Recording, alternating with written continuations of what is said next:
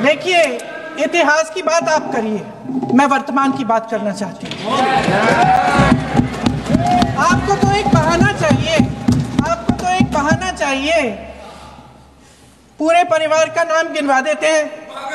अरे अपनी जिम्मेदारी खुद लीजिए। 11 सालों के लिए तो सत्ता में आप हैं। अभी नेहरू को छोड़ नहीं रहा। कल माननीय गौरव गोगोई जी ने अपने भाषण में पूछा गृह मंत्री जी से, क्या आपकी जिम्मेदारी नहीं थी? मैं देख रही थी। राजनाथ जी, रक्षा मंत्री जी यूं अपना सर हिला रहे थे, कुछ बोले नहीं। अंदर से महसूस हुआ होगा कि यहाँ कुछ जिम्मेदारी थी, लेकिन माननीय गृह मंत्री महोदय जी हंस रहे थे, वे हंस रहे थे।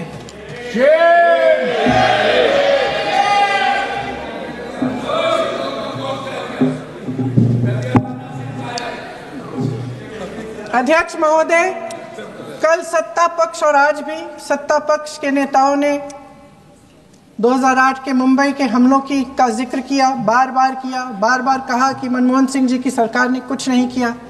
ये तो जानकारी होगी ना कि उसी समय जब वो आतंकवादी हमला चल रहा था, तभी उन आतंकवादियों को मार डाला था। एक बचा था और उसको भी फांसी दे दी थी 2012 में। महाराष्ट्र के मुख्यमंत्री ने इस्तीफा दिया। देश के गृह मंत्री ने जिम्मेदारी लेकर इस्तीफा दिया। एक जवाबदेही थी पब्लिक के प्रति, एक जवाबदेही थी इस देश की जनता के प्रति, इस देश की धरती के प्रति।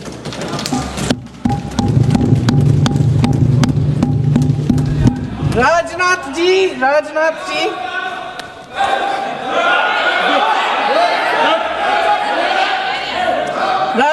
जी तो पुलवामा, उरी और पठानकोट के समय गृह मंत्री रहे थे। आज वे रक्षा मंत्री हैं और हमारे गृह मंत्री महोदय श्री अमित शाह जी के नाक के नीचे पूरा मणिपुर जल गया। दिल्ली में दंगे हुए, पहलगाम में हमला हुआ और आज भी वे उसी पद पर बैठे हैं। क्यों? अध्यक्ष महोदय, बमबारी से अखबारों के हेडलाइन बनते हैं, मगर कहानी सुरक्षा में की चूक में भी है। आज देश खोखले भाषण नहीं सुनना चाहता, देश जवाब चाहता है, तसल्ली चाहता है कि सच उससे छिपाया नहीं जाएगा। देश जानना चाहता है कि उस दिन अप्रैल 22, 2025 को क्या हुआ और क्यों हुआ। आप तो खुद अपनी पीठ थपथपाने में लगे रहते हैं। सेना, देश, संसद से सच छुपाते हैं। ऑपरेशन सिंदूर जब शुरू हुआ, हम सब ने समर्थन किया, सब एकजुट होकर खड़े हो गए इस देश के लिए। दोबारा होगा, दोबारा खड़े हो जाएंगे। अगर हमारे देश पे हमला होता है तो यहाँ इस सदन में किसी भी पार्टी का हो, कोई भी हो, सब आपका समर्थन करेंगे। पहलगाम पर जिस तरह से अटैक आतंकवादियों ने किया, वो नागरिकों पर अटैक नहीं, वो मानवता पर अटैक है।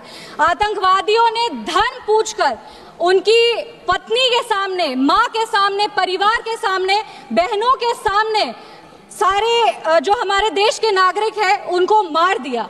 हम लोग ये पूरा देश वो चित्र कैसे भूल सकता है जब एक नवविवाहित महिला लाल चूड़ी पहनकर अपने पति के शव के बगल में बैठी थी। इसने पूरे देश को झंझोड़ करके रख दिया था।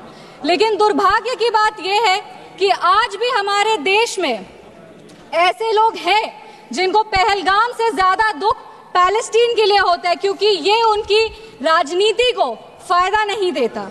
लेकिन जहां राजनीति के लिए कई लोग चुप्पी साध लिए, वहां हमारे यशस्वी प्रधानमंत्री ने राष्ट्र धर्म निभाया और उन्होंने महिलाओं के आंसुओं को ही नहीं पोंछा, पर महिलाओं के स्वाभिमान को और सम्मान को पुनर्स्थापित किया।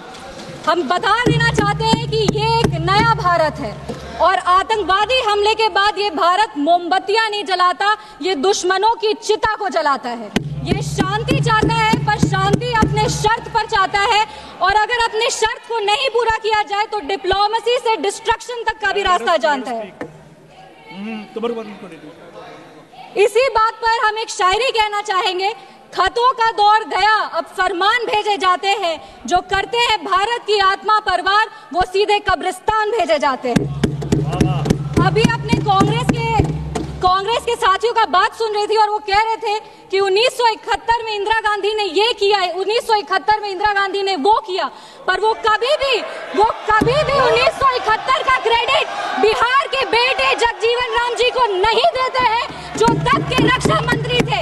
बांग्लादेश ने उनको 1971 का वॉर हीरो डिक्लेयर किया था, और रक्षा मंत्री होने के जंग के बाद भी उन्होंने सैनिकों के रिहैबिलिटेशन के लिए काम किया। लेकिन कांग्रेस पार्टी इसको कभी नहीं रिकॉग्नाइज करेगी, क्योंकि उनको दलित नेतृत्व से समस्या है। वो सिर्फ उनके साथ रहना चाहते हैं जो बाबा साहब के चित्र को अपने पैर पर रखते हैं। अगर हम ऑपरेशन सिंदूर की बात करें तो ये सिर्फ टेरर लॉन्च पैड्स को ध्वस्त नहीं किया, ये पूरी की पूरी तरीके से पाकिस्तान के हौसले को ध्वस्त कर दिया है।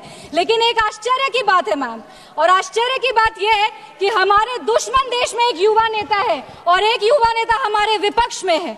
दुश्मन देश का सदन अलग है, हमारे देश का सदन अलग है, वहां के नेता अलग है, यहाँ के नेता अलग है, पर इनका सवाल एक ही है। विपक्ष का सवाल और दुश्मन देश के नेता का सवाल एक कैसे हो सकता है? मैं विपक्ष के साथियों को चुनौती देती हूँ कि अपनी राजनीति से ऊपर उठ करके कभी राष्ट्रहित की सोचनी चाहिए। अगर सरहद पर सेना लड़ रही होती है तो उनसे सवाल नहीं पूछे जाते, उनको सलामी दी जाती है। अगर विपक्ष की बात सुबह से सुने जा रहे हैं और उनकी बात को ध्यान से सुने तो वो बार बार कह रहे हैं कि सरकार ने सरेंडर कर दिया, सरकार ने सरेंडर कर दिया। सरेंडर से इनका विशेष लगाव इसीलिए भी है क्योंकि इतिहास गवाह है इन्होंने कितने बार विश्व के सामने भारत का सर झुका दिया है। 1962 में 14,500 वर्ग मील जमीन पर कब्जा कर लिया था। अमेरिका के तब के राष्ट्रपति ने कहा था कि भारत हमसे भीख मांगते हुए आया था। 1971 में वेस्टर्न मीडिया ने प्रधानमंत्री के बारे में जो भी कहा हो, उन्होंने हमारे देश के बारे में, भारत के बारे में कहा कि भारत एक धोखेबाज देश है और भारत नागरिक धोखेबाज लोग हैं। ये था भारत का इमेज आपके शासनकाल में।